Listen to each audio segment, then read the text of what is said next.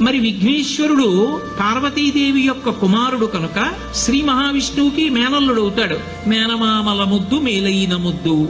ఓసారి ఎందుకో వైకుంఠానికి తీసుకెళ్లాడు, మేనల్లుడు కదూ సంతోషంగా తీసుకెళ్లి అక్కడ సుదర్శన చక్రం పెట్టుకున్నాడు. ఇదేమిటో బాగుందని తీసి తొండంలో కింద పెట్టి మింగేశాడు. అయ్యబాబో ఇది శత్రు సంహారకమైనటువంటి సుదర్శన చక్రం రా, దీన్ని మింగేశాడు పిల్లాడని ఎలా బయటికి తెప్పించాలో అర్థం కాక విష్ణువు మొట్టమొదట ఆ పిల్లాడి ముందు ఇలా చెవులు పట్టుకుని గుంజీలు తీశాడు.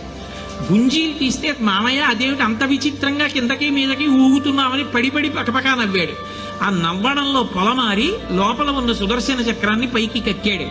పైకి కక్కడానికి విష్ణువుకి సాధనంగా ఆనాడు గుంజీలు తీశాడు కనుక ఎవరు గుంజీలు తీస్తారో వాళ్ళని చూసి సంతోషించి అనుగ్రహిస్తూ ఉంటాడు. ఇప్పటికీ మీరు పాండిచేరి వెడితే పాండిచేరి రోడ్డు అంతా కూడా గుంజీలు తీస్తూనే కనపడతారు మీకు. విఘ్నేశ్వరుడి యొక్క పూజ అంత తేలిక.